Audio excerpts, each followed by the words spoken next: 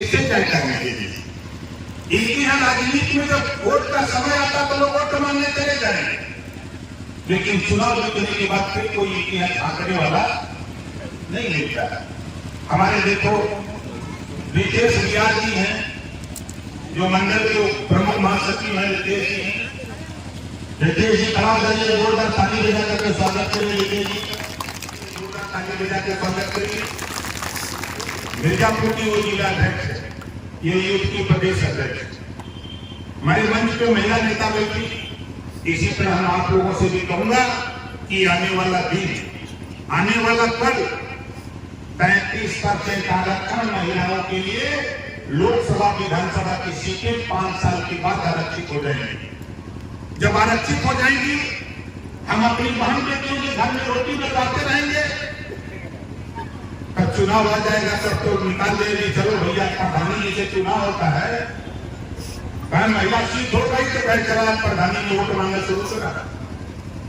तो ये विधानसभा लोकसभा में नहीं चलेगा।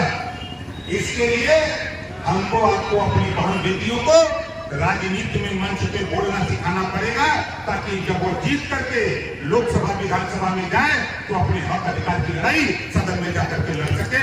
इस बात को लेकर के हम आपको आगाह कर रहे हैं, हम आपको सावधान कर रहे हैं कि यदि वो लागू होने जा रहा है 5 साल के अंदर, तो उसके लिए हमको कमर कस के तैयार होना पड़ेगा।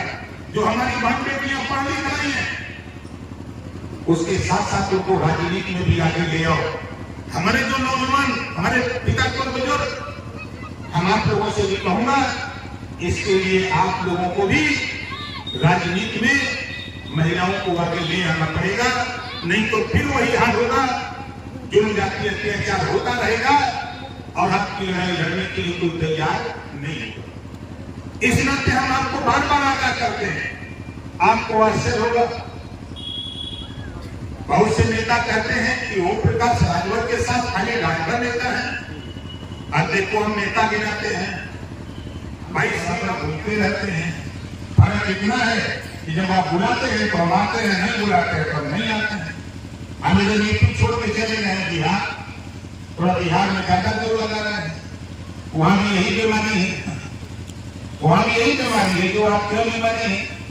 हम तो सीधी सी बात जानते हैं साथियों की आज के तारीख में है जितने लोग हो, गरीबों के दुर्दशा का कारण, गरीबों के दुर्दशा का कारण शराब है।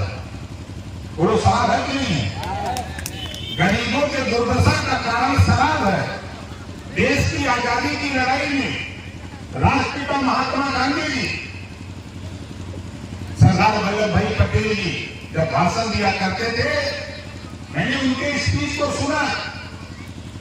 जब मैं देखता हूं उनके विचारों को जब पढ़ता हूं, उन्होंने कहा था कि जो अंग्रेजों ने शराब पीने की लत लगाई है, गरीब शराब पी के बर्बाद हो रहा है, देश जिस दिन आजाद होगा उस दिन देश में शराब बंद करेंगे।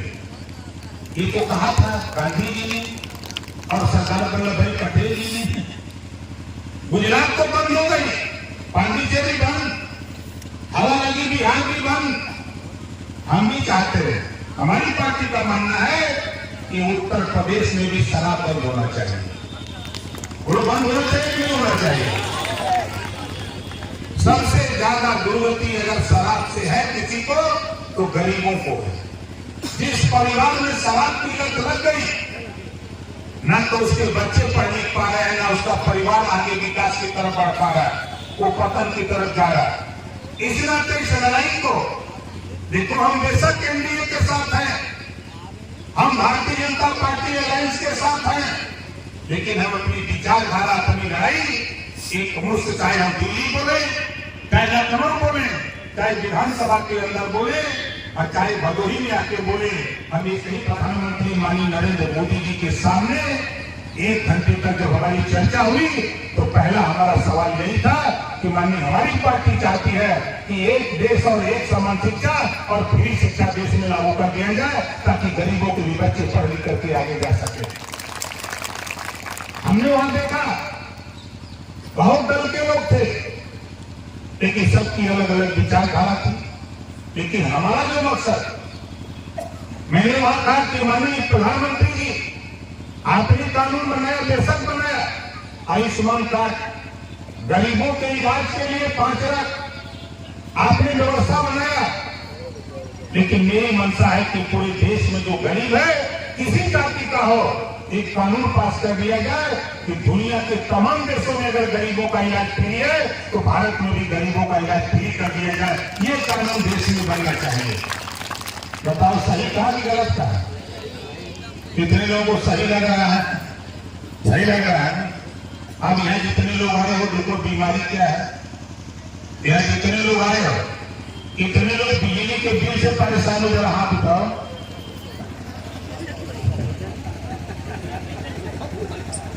अब सोच लो, जब इस देश में दिल्ली में, पंजाब में घरेलू बिजली फ्री मिल सकती है, तो बताओ उत्तर प्रदेश में मिलना चाहिए कि नहीं मिलना चाहिए? मिलना चाहिए। ये बात किसी की हिम्मत नहीं कोई बोले, लेकिन 18 जुलाई को दिल्ली में देश के प्रधानमंत्री और देश के गृह मंत्री एनडीए की बैठक में अगर कोई बोला तो ओम प्रकाश कहते रहो, किसी की हिम्मत नहीं। वोट हम आपको दे दें। 40 साल सरकार कांग्रेस की थी, 4 बार सपा की, 4 बार बसपा की। आपने सामाजिक न्याय समिति की रिपोर्ट लागू क्यों नहीं किया? जिन गरीबों के बेटा बेटी को अच्छी शिक्षा नहीं मिली, उनके लिए कानून क्यों नहीं बनाया? जब इस बात को हम कहते हैं तो विरोधियों को बुरा लगता है। भाई लगे, आपका काम है, आपको बुरा लगे, लेकिन हम तो मानेंगे नहीं जब तक थाने पर निषाद का, बिंद का, बिहार का, राजभर का, चौहान का, आरक का, प्रवंशी का, बंजारा का, बहलिया का, गंगार का, नाई का, गोड़ का, प्रजापति का, पाल का बेटा तेरे जिले में सिपाही या दरोगा नहीं आ जाएगा, तब तक इस आंदोलन को हम आगे बढ़ाने का काम करते रहेंगे। बताओ लड़ाई सही है कि गलत है? सही। हम 21 साल चिल्लाए। अभी पिछले साल जाड़े में आजमगढ़ मंडल में महिला सम्मेलन किया, 25,000 महिलाएं खाली ड्यूटी थी। फैजाबाद मंडल में किया, गोरखपुर मंडल किया, बस्ती मंडल किया, देवी पाटन मंडल किया।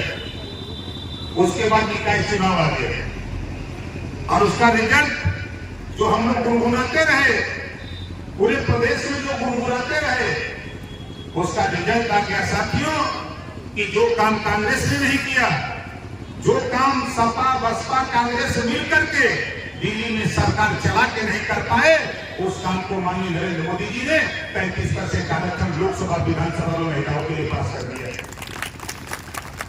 आज कांग्रेस के लोग कहते हैं, हम उनसे पूछते हैं कि तेरी भी तो सरकार थी भैया, सपा के लोग आज भी समर्थन में थे, बसपा के लोग आज भी सरकार में शामिल थे, नहीं कर पाए। और हम आप लोगों से कहूंगा, भाई देखो, जैसे राधिका बिंद जी हैं, अभी मंच पे भाषण दे रही हैं, और 2017 में जब सत्ता में गए, कैबिनेट में जब मामला शुरू हुआ, तो मैंने कैबिनेट में इसको लड़ करके होमगार्ड की वर्दी हटाकर आपके गरीबों के बच्चों को नया यूनिफॉर्म दिलाने का काम किया।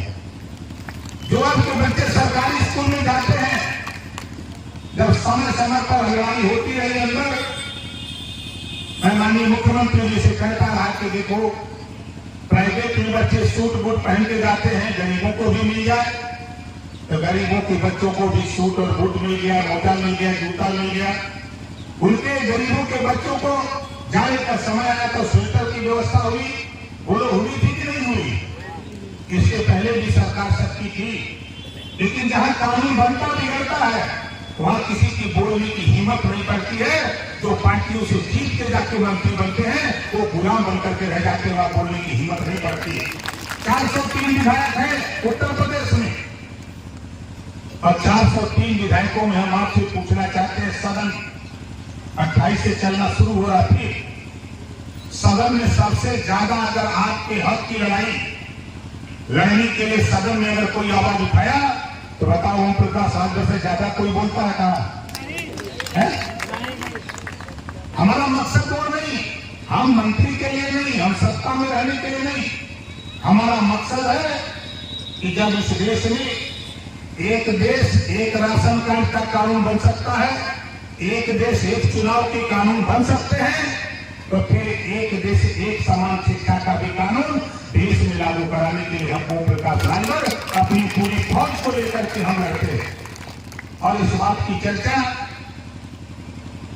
18 जुलाई अभी जो बीता है, 18 जुलाई 2023, हम अगर डरते हैं तो सिर्फ ऊपर वाले से नीचे किसी से नहीं डरते।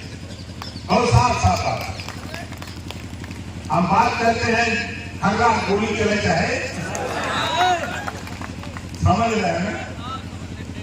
मैं विधायक हूं गाजीपुर जहूराबाद से, और 7वां साल शुरू है, और 7 साल के अंदर 16 करोड़ 48 लाख अभी पिछले महीने का आंकड़ा है, 16 करोड़ 48 लाख रुपया गरीबों के इलाज के लिए दे चुका। किसी को 5 लाख, 2 लाख, 10 लाख, 12 लाख, 8 लाख, जो भी सरकारी हॉस्पिटल से स्कीमिंग बनवा के हमको दे दिया, आय प्रमाण पत्र की कॉपी दे दिया, आधार कार्ड, उसके हॉस्पिटल में ओम प्रकाश राजभर पैसा पहुंचा दिया, उस गरीब का इलाज फ्री करा दिया। आप ही आए हो, आप ही वोट दे के विधायक बनाए हो, है ना? आप सोचो, लड़ाई इसी बात की है। हम आपको एहसास करा रहे हैं, अगर जहूराबाद का विधायक अपनी दस्तक से विवेकाधीन कोष से गरीबों के इलाज के लिए पैसा दिला सकता है, तो आपके विधायक का भी कर्तव्य बनता है कि विवेकाधीन से कोष पैसा निकालकर गरीबों के इलाज के लिए पैसा देने का काम करें। ये बात हम आपको एहसास कराने हैं।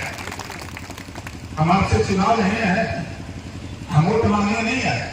वोट मांगने आएंगे तो हेलीकॉप्टर से आएंगे,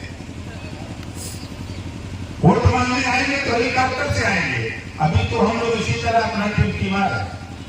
हम आपको बता रहे हैं, बस सीधी सी बात, आप बताओ, हम जो बात कह रहे हैं, सदन के अंदर माननीय मुख्यमंत्री योगी आदित्यनाथ जी जब सदन चल रहा था, तो सदन के अंदर मुख्यमंत्री जी को कहना पड़ा कि गरीबों के इलाज के लिए सबसे ज्यादा रुपया 403 विधायकों में कोई दिया है, तो ओम प्रकाश राजभर के अलावा कोई नहीं दे पाया है। ये मुख्यमंत्री को कहना पड़ा। हम काम पे विश्वास करते हैं, और काम करके आपको हम बता रहे हैं। आज इधर भी आए हैं, कुछ दोष नहीं है, हो सकता है कोई विरोधी किया हुआ के भेज दिया हो, तो क्या करें? कभी कभी ऐसा होता है, उससे घबराने की बात नहीं है। देखिए, हम 21 साल से सब कुछ झेल रहे हैं, क्योंकि अभी अगर शिक्षा होती उस परिवार में तो ये बात जेहन में नहीं आती। शिक्षा के अभाव में इसी बात को हम देश के गरीबों को समझा रहे हैं कि आज इस देश में जो शेड्यूल का इसका बेटा DM, SP, DIG, IG, DGP, राज्यपाल, मुख्यमंत्री, राष्ट्रपति, आज उसके बेटा बेटी को आरक्षण मिलता है। और इसी देश में जो वंचित शोषित गरीब कमजोर है, आज उसके आरक्षण के लिए जो बात होती है, तो बड़े बड़े लोग कहते हैं कि ओम प्रकाश राजभर गलत कहता है। आप बताओ, जो डीएम हो गया उसको आरक्षण की क्या जरूरत? आज वो टाली पे जो मट्टी लाता है, रिक्शा चलाता है, मजदूरी करता है, उसके बेटा को आरक्षण की जरूरत है, ना कि डीएम के बेटा को आरक्षण की जरूरत है। इस नाते हम तो चाहते हैं कि देखो, 2 तरह की शिक्षा है। और शायद आपको पता होगा, मैं जब 2017 में भारतीय जनता पार्टी से समझौता किया, मिनिस्टर बना, वर्तमान मुख्यमंत्री पिछले कार्यकाल में भी सीएम थे। आपने देखा होगा कि मैं घूम घूम करके एक बात कहा करता था, जिस दिन सत्ता में जाऊंगा उस दिन गरीबों के बच्चे जो सरकारी स्कूल में होमगार्ड की वर्दी पहन के जाते हैं, सत्ता में जाने के बाद होमगार्ड की वर्दी हटाकर गरीबों के बच्चों को भी नया यूनिफॉर्म दिलाने का काम करूंगा।